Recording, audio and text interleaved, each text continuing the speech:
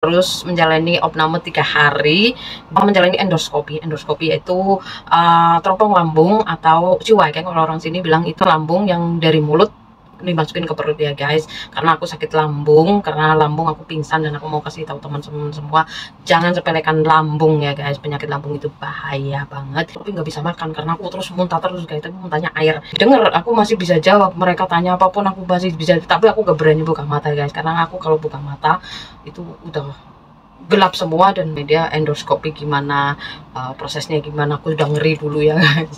Aku udah ngeri, pokoknya udah takut banget. Karena aku terlalu takut, atau ho kancong, kalau orang sini bilangnya ho kancong. Kau meng tolong, sakit banget. Nah di sini aku sudah aduh deg-degan banget guys, karena denger itu udah. Tapi aku bismillah. Ini di situ terus ditutup mataku. Aku bilang, boleh nggak aku matanya nggak ditutup? Aku lihat selangnya ya guys, segini kayaknya ya. Mungkin saking takutnya darahku 109 sampai 180 lebih lah pokoknya. Susternya,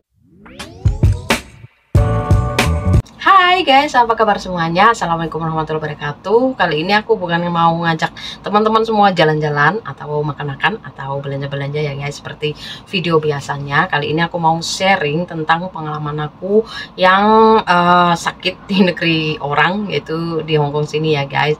Dan aku harus menjalani opname 3 hari, dan harus menjalani endoskopi. Endoskopi yaitu teropong lambung atau ciwageng, kalau orang sini bilang itu ciwageng, rongsen lambung yang dari mulut dimasukin ke perut ya guys.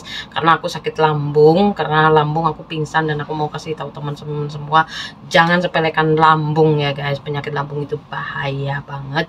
Dan aku mau cerita detailnya dari aku masuk rumah sakit sampai opname 3 hari, sampai aku pulang terus dapat surat dari rumah sakit, yaitu harus check up 4 kali, yaitu endoskopi sama apa yang satunya itu ya, USG apa itu, terus cek darah, sama yang keempat itu kin isang atau bertemu dengan dokter ya guys.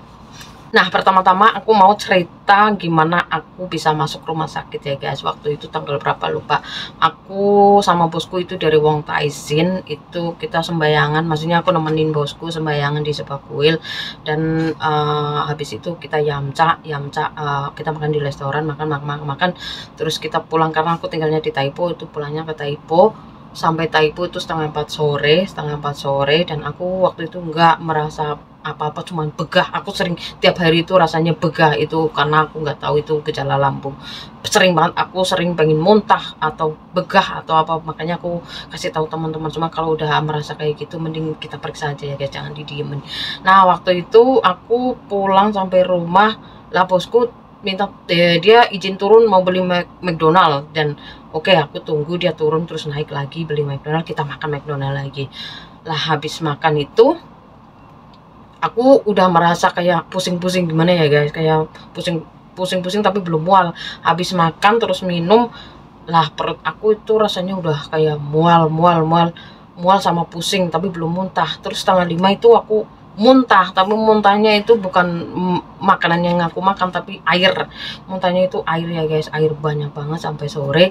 Tapi aku masih bisa kerja, masih masak sama bosku, disuruh masak.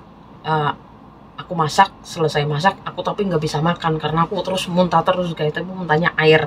Terus bosku makan selesai, waktu itu aku setengah 8 aku izin mandi ya guys, karena aku nggak makan karena nggak bisa makan. Habis mandi itu keluar kamar mandi itu rasanya udah pusing, muter-muter dan gelap. Aku nggak lihat apa-apa, tapi aku bisa meraba aku ke kamar. Terus bosku lihat aku kan jalan meraba-raba, dia terus bilang, Letima, kamu kenapa, kamu gimana? Terus dia bilang, kamu masih muntah. Aku nggak muntah bos, tapi aku udah pusing, aku nggak lihat apa-apa. Mong caca, aku bilang, mong caca itu nggak bisa lihat apa-apa, gelap. Terus aku kalau buka mata itu muter semua guys, aku nggak lihat apa-apa. Jadi aku nggak berani buka mata guys. Buka mata terus belak, aku nggak tahu aku pingsan atau apa, tapi aku rasanya udah nggak kerasa apa-apa, nggak dengar apa-apa, cuma 1 detik, 2 detik, 3 detik ya.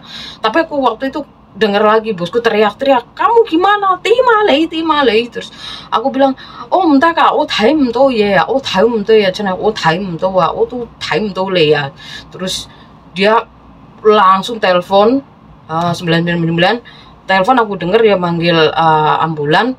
Terus 5 menit apa 7 menit ada 3 orang naikkan, 3 orang sebelum ambulan datang, itu 3 orang naik, terus meriksa aku masih denger, aku masih bisa jawab, mereka tanya apapun aku masih bisa, tapi aku gak berani buka mata guys, karena aku kalau buka mata itu udah gelap semua dan muter-muter, jadi aku tetap merem kayak gini. Terus dituntun sama 3 orang itu ke ruang tamu, didudukin sambil nunggu ambulan datang. Lah terus ambulan datang, aku dibawa ke rumah sakit, di registrasi di rumah sakit. Aku nunggu dari jam berapa, jam setengah 10, diperiksanya itu setengah 3 pagi guys. Aku udah mikir aku ini udah mau mati apa-apa, udah nggak bisa apa-apa, cuman diem aja karena aku terus muntahnya itu muntah air guys. Dan waktu itu setengah 3 dokter meriksa, terus diperiksa, terus ditacam apa disuntik, ditunggu setengah jam atau 1 jam, ada perubahan nggak ada perubahan, masih terus muntah. Dan waktu itu langsung dicek darah sama di ronsen lah, nunggu hasilnya itu sekitar 1 jaman. Hasilnya keluar, terus aku diterangin bahwa kamu ini harus opname karena lambung kamu itu membengkak, katanya lambungku itu membengkak guys, dan aku harus opname. Waktu itu aku nggak ada pilihan, ya udah aku opname. Aku disuruh nunggu ruangan ya guys. Waktu itu aku terus telepon temanku, untung aja temanku itu baik-baik semua. Walaupun temanku lagi kerja, aku telepon, mereka datang. Ada temanku satu ini bisa datang nemuin aku, bawain buah, bawain semua keperluanku semua. Pokoknya kalau punya temen yang gini itu banget. Pokoknya terima kasih banget buat temanku. Nggak aku publikasikan ya guys, pokoknya ini temanku hebat. Nah waktu itu aku masuk opname 3 hari. Selama 3 hari itu aku nggak boleh makan apa-apa guys. Selama 3 hari cuma minum aja. 3 hari itu cuma diinfus saja, jadi aku nggak dimasukin makanan apapun. Terus udah 3 hari aku udah boleh keluar dan aku bisa makannya itu sedikit-sedikit aja, makan bubur apa makan yang jangan yang keras-keras, terus jangan yang pedes-pedes juga ya guys. Dan selama 3 hari itu aku nggak kemasukan makanan, pulang ke rumah itu makan juga udah nggak enak banget. Pokoknya yang penting aku makan apa aja, maksudnya yang jangan yang pedes sama yang kasar-kasar. Terus selama 4 hari 1 minggu kemudian ada surat masuk ke rumah majikan, dan tulisannya pagar semua, jadi aku nggak tahu. Majikan yang jelasin bahwa kamu ini harus endoskopi, ciwakeng, kalau orang sini bilangnya ciwakeng, endoskopi sama ini USG, terus sama cek darah sama nanti kin isang. Itu selama, tapi tanggalnya beda-beda ya guys. Kalau endoskopi itu kemarin tanggal 30 bulan 4. Nah sekarang aku mau cerita gimana rasanya endoskopi ya guys. Dan tibalah itu tanggal 30, aku udah deg-degan banget, dan aku kadang lihat di sosial media endoskopi gimana, prosesnya gimana, aku udah ngeri dulu ya guys. Aku udah ngeri, pokoknya udah takut banget, tapi aku bismillah, ini demi kebaikanku, demi kesehatanku lah guys. Terus aku waktu itu di rumah sakit Taipo Lataso, kalau orang sini bilangnya Lataso, kalau Inggrisnya apa aku taunya Lataso lah. Terus aku berangkat sendiri guys, itu endoskopinya aku berangkat sendiri, dan aku cari ruangan pendaftaran, pokoknya kita cari sendiri ruangannya. Pokoknya harus cari ruangan sini, dan harus daftar juga. Pokoknya aku sendirilah. Pokoknya aku bismillah masuk ruangan endoskopi, terus daftar. Terus sebelum daftar aku dicek darah. Tahu nggak guys, dicek darah itu aku saking takutnya, mungkin saking takut atau apa, darahku biasanya 105 atau 108, itu sampai 170 180 per 98, bayangkan. Dan susternya bilang hoko lah ingat. Aku bilang mungkin karena aku terlalu takut atau ho kancong, kalau orang sini bilangnya ho kancong ya mungkin. Terus udah dicek, nunggu setengah jam, terus dipanggil suruh antri kan ada 3 orang antri. Dah aku nomor 2, yang satu masuk, aku yang nomor 2 nunggu. Nah dia masuk ruangannya pokoknya kayak tempat operasi lah kayak gitu. Aku nunggu lah dia masuk, dan otomatis kita dengar kan di dalam suara-suara ada suster, ada dokter, ada perawat, dokter sama perawat-perawatnya ngasih instruksi kan. Lah aku dengar orang itu bilangnya, kau Meng tolong, sakit banget. Nah di sini aku sudah aduh deg-degan banget guys, karena denger itu udah, tapi aku bismillah, aku bisa. Selama itu sekitar 15 menit atau 10 menitan, giliran aku dipanggil. Aku udah lemes dulu guys, dah duduk sini masuk ruangan. Nah masuk ruangan, aku lihat sekeliling ada 4 orang, suster, suster 2, terus yang itu 2, terus dokternya 1, sebelah sana ada yang di monitor gitu. Aku duduk, terus dibaringin di situ, terus ditutup mataku. Aku bilang, boleh nggak aku matanya nggak ditutup? Tahu saya kampungan.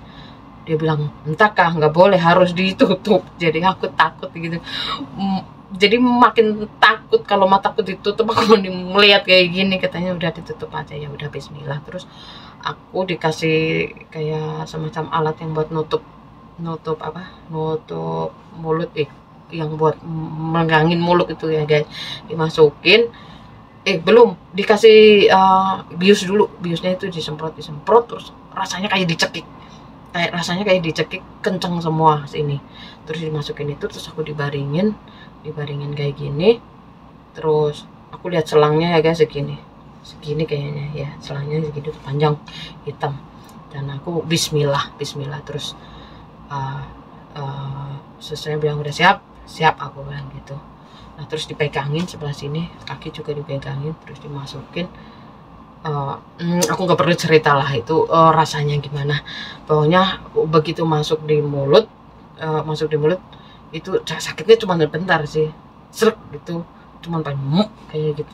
Cuman terus habis masuk ke dalam nggak kerasa apa-apa, tapi di dalam perut itu kerasa keluar gitu. Selangnya masuk dan itu kamera, dan waktu itu darahku terus naik guys, karena aku mungkin saking takutnya. Darahku 109 sampai 180 lebih lah pokoknya. Susternya bilang, kamu jangan relax aja, jangan takut. Dia bilang fongsam, terus fongsung. Ya oke, aku tak, pokoknya sebisa mungkin aku relax. Pokoknya kalau semakin kamu takut itu lama katanya. Ya udah aku relax terus udah diperiksa. Terus ditarik, kerasa ya sakitnya lagi pas keluarnya lagi tuh, agak lumayan gimana. Terus udah selesai, terus pokoknya aku kayak orang nangis, nangisnya karena kayak pengen tenggorokan tuh berkurang kayak gitu ya guys. Udah selesai aku duduk, dan waktu itu juga langsung dokternya bilang, ini kamu lambung kamu nggak berat nggak, maksudnya nggak parah banget. Yang parah itu usus 12 jari, katanya itu iritasi. Mungkin kayak kalau bibir kita itu ada sariawanan, nah itu mungkin segala gejala-gejalanya itu. Dan dokter bilang, kamu nanti nebus obat ya, nanti dikasih obat, kamu nebus obat di bawah. Oke, terus ya kita keluar nunggu surat obat, penembusan obat. Terus waktu itu aku pengen muntah, tapi jangan dimuntahin katanya, jangan dimuntahin. Terus aku tak tahan. Terus susternya bilang, kamu 1 jam ke sana jangan makan dulu ya, karena ini biusnya masih belum hilang. Oke, terus aku dikasih surat, nunggu, terus ke ruang obat, nebus obat ya guys. Nah, obat itu aku dikasih 8 minggu, itu 2 kali sehari. Ini obat lambung gitu ya guys. Dan aku di sini mau sedikit sharing sama teman-teman semua. Aku dulu itu pencinta cabai, karena aku dulu itu kalau makan cabai nggak tanggung-tanggung guys. Kalau makan sambal atau makan cabai, kalau masak mie itu bisa cabainya 30 biji 50 biji. Jadi kali ini sayangi lambung kalian ya guys. Dan ini pengalamanku buat teman-teman semua, buat perhatian ya guys, karena penyakit lambung itu luar biasa pokoknya. Dan aku masih 3 kali lagi ke rumah sakit USG sama cek darah sama ke Isang atau ketemu dokter. Nanti kelanjutannya gimana, tapi insya Allah ini udah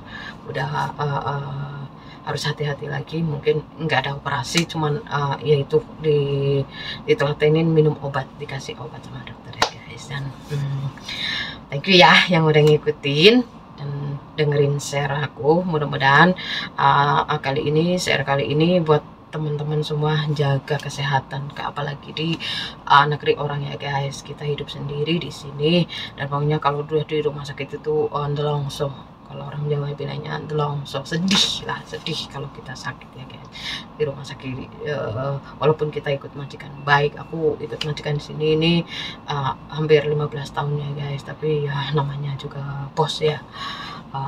Baik-baiknya kayak apa ya, kita ikut orang. Dan selesai ya guys, ini sharing aku buat teman-teman semua. Pokoknya pesan aku, jaga kesehatan baik-baik ya guys. Thank you yang udah ngikutin, jangan lupa like, comment, dan share. Dan satu lagi